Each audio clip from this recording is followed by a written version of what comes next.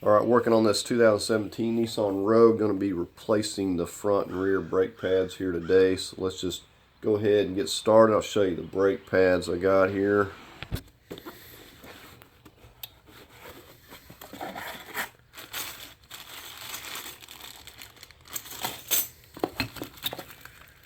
Alright, so there's our front. And we've got the rear ones open up here. These I noticed don't have the clips like the front, or the little spring clips. I want to start up in the front, so I got the rear wheel chalked here first. Alright, let's go over the tools we're going to be using here. And we don't need a whole lot. We got a jack and a jack stand. We're going to need a torque wrench, foot-pounds, extended handle ratchet if you get one, or one with a cheater pipe. We got a 21mm for the lug nuts, 14mm for the calipers, a couple different size flat screwdrivers. You may need some medium thread locker. I like to use this dielectric silicone paste, alcohol for cleaning up the pins, and a C-clamp.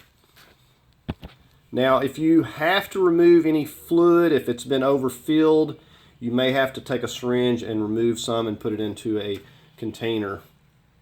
All right, we got our 21. Let's go ahead and get these lugs broke loose.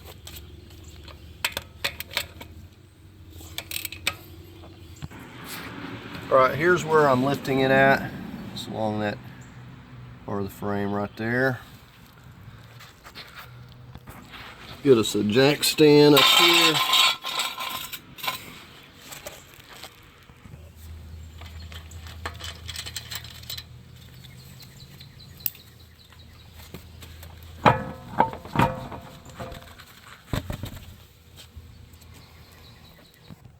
Where I got a 14mm, we're just going to go ahead and start taking our bolts here loose.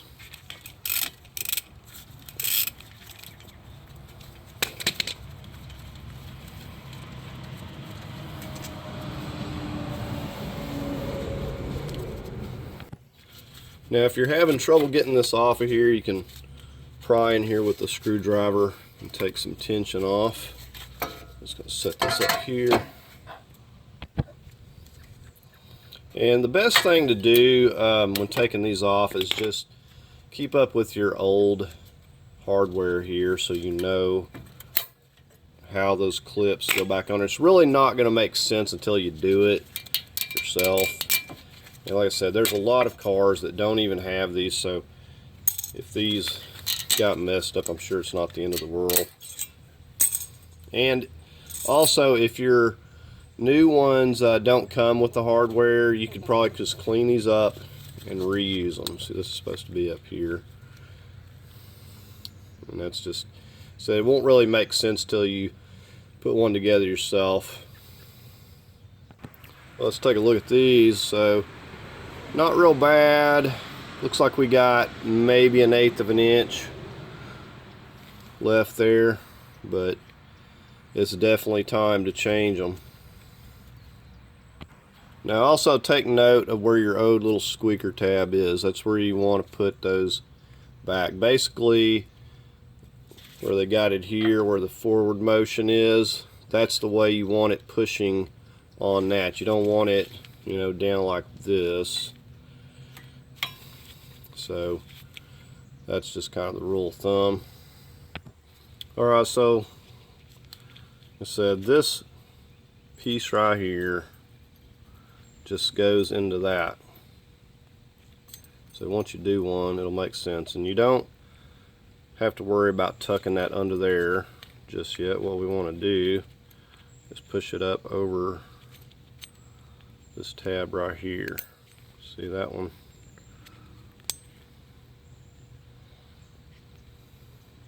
So just push it up over that tab, and then it will just fall in place right there. If not, you may just have to push it slightly with your thumb. So you can watch. So we just put it in there. Make sure it's kind of under that part. Hook it up over that, and it just kind of it goes right into place. So then we have it ready to go. We'll clean those areas up a little bit. So we got both of our, so we're going to put this little squeaker. I don't know why it's not already on there. So that just clips right in that area right there. Put it on like that. Alright, before we try to set them in place, we're going to pop these out because those are going to try to fly back off. And that pop out there, just punch it back in. Need that.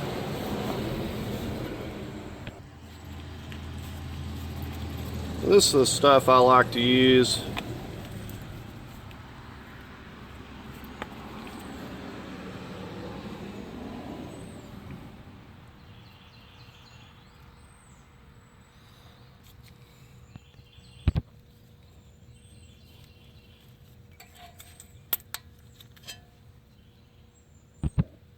And we just do the same on the bottom and just don't mix them up. They're different.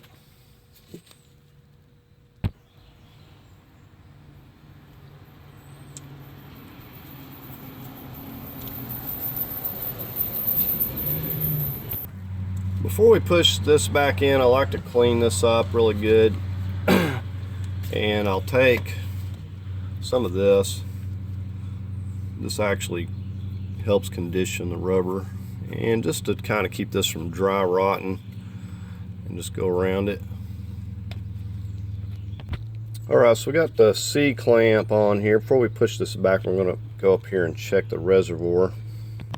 So I'm going to have to keep an eye on this. I don't want this to overfill, and if I have to, I'll have to get a clean syringe and we'll remove some of this and put it into a little quart jug, something.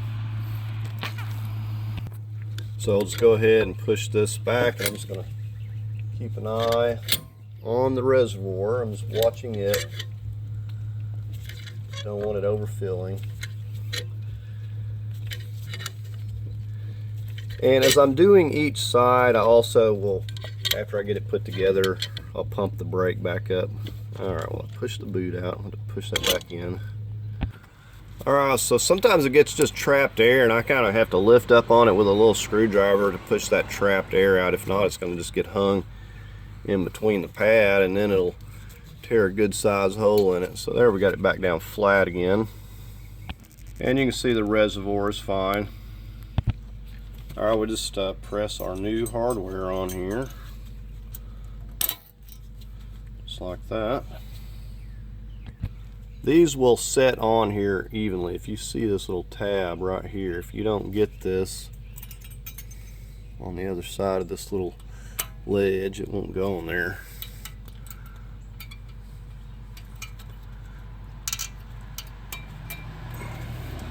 That rotor's sitting kind of cocked there.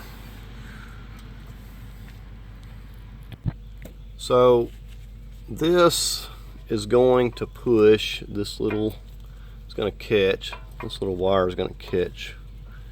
We're going to push that up. We'll start the top one, and then you can see the bottom one there. We're going to kind of make sure that's going in as well. So you'll note that this will pull these pads back out, so we have to kind of hold everything and get our caliper on there. So that's the fun part. You know, they take something simple and try to make it complicated. Now there's a lot of brake pads. I've never seen these springs. Some of them have them, some of them don't. But I guess the idea is to help them last longer. So I don't know. So we got our little squeaker tab here going up. So now that I got it in place, I'm going to hold it here. I want to get my caliper, and once we get this set in here, that will help hold it. Now you're going to have to push your little pin in so it'll set down. So you have to push these in to get it to kind of set in place. Alright, so a little bit of medium Loctite. It loves to harden up in here.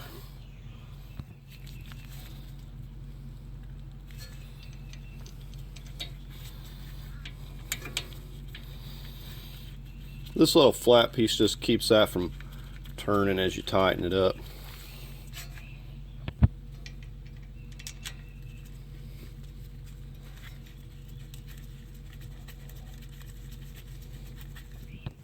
Alright, we're just going to torque these 14s of 25 foot-pounds.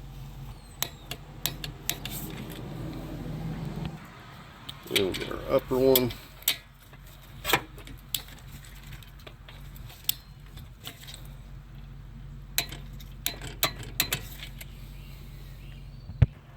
Alright, so all looks good here. Let's go ahead and get our wheel back on.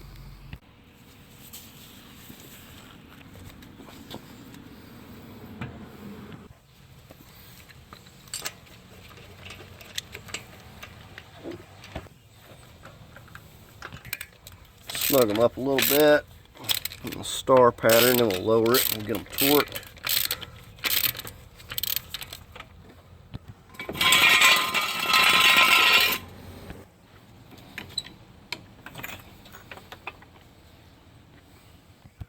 We're going to go ahead and torque these to 85 foot-pounds.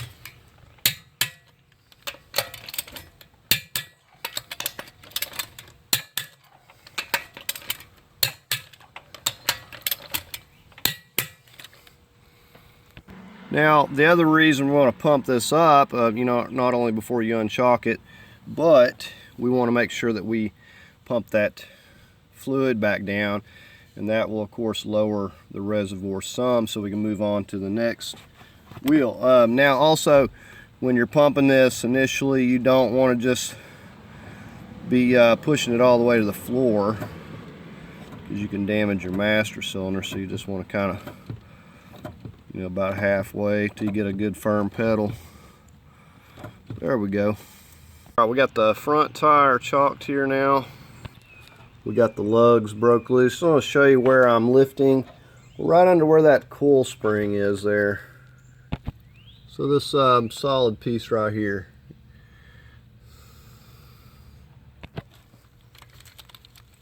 So if you try to lift it from the body, you're going to have to go much higher, because the suspension is just going to keep going down.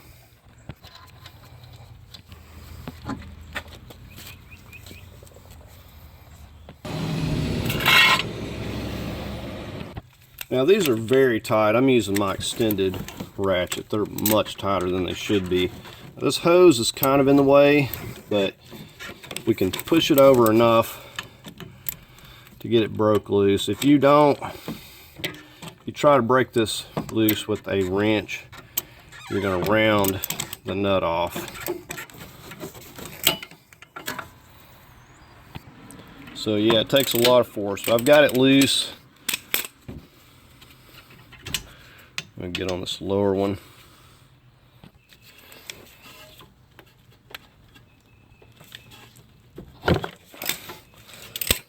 So very tight. That's the lower one with the little rubber piece. I'll get them mixed up. This one gets hung up on the hose, so I just kind of try to lift it up here. And we'll just slide the whole tire thing out like that. Now we can work this bolt out. Set this up out of the way.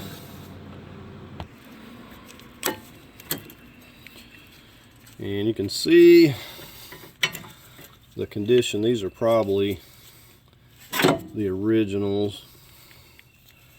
Like it's pretty thin right there. Getting paper thin. So we can get this hardware off. Get our screwdriver.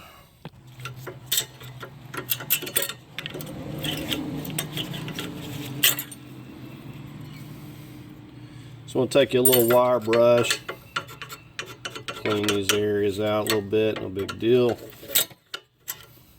Get any crud off there. Okay, I just wanted to show you this to save you some aggravation like I had. This is the ones I ordered, and you can see that these look nothing like the original. This is what the original looks like. So I don't know why Maybe it's depending on the model, but whatever the reason, I got sent the wrong ones, and these are the right ones. So it might be a good idea to look before you order yours. I don't know, but I said it's kind of aggravating. So, and obviously you're not going to know what they look like until you take them off. So if you order some, you're thinking you got the right ones, you don't. But I went and got the right ones here. We'll get these put on, come with the little hardware.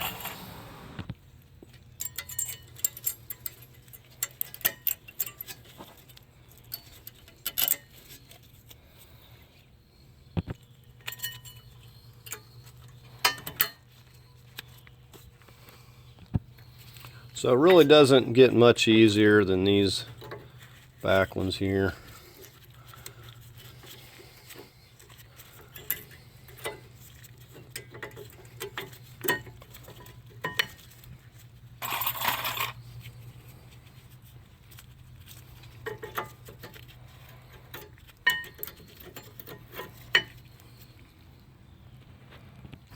And again, I like to take and clean that off before I go to pushing it back. And I'll just put a little of this on here.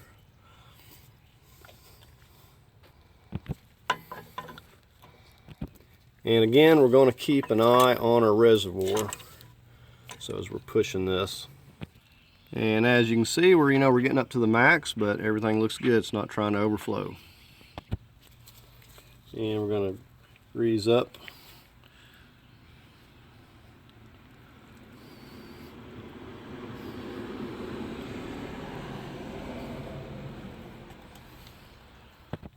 Go ahead and put a little bit of this. Now I want to go ahead and feed this one in the top here first, because otherwise it's not going to fit. And we're going to get it going. Just like that. But someone decided it was a good idea to put that brake line right away. That's alright. Alright, so let's get these snugged up.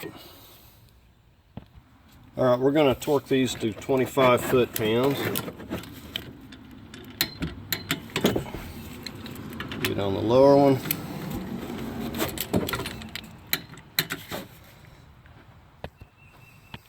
Now, I forgot to mention, on your parking pads that are inside this hub right here, if you're having issue with your parking brake not holding, then yes, you'll want to take this off and check those out. In my experience, these things very rarely wear down unless you're just driving around with your parking brake on. It's kind of hard to wear them out, but anyways, you can take a look at those. It's like a little place right there. You can look inside there. So we're going to go ahead and get the wheel back on here now, and then we'll pump up that brake.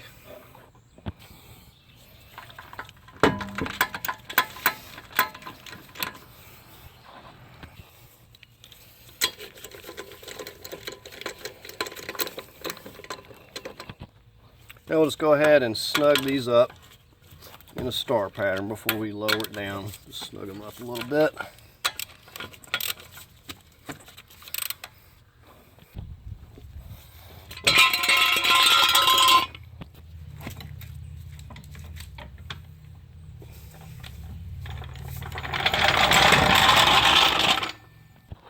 And we're going to torque these to 85 foot-pounds as well.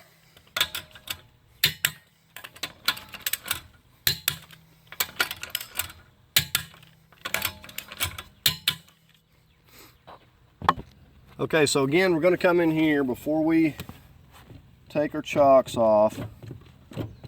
Start pumping it about halfway at a time till we get a good firm pedal. Alright, so that's going to do it on replacing the front and rear brake pads on here. It definitely feels much better. You've seen the wear on these, but this is something that you could do yourself easily and save yourself some money.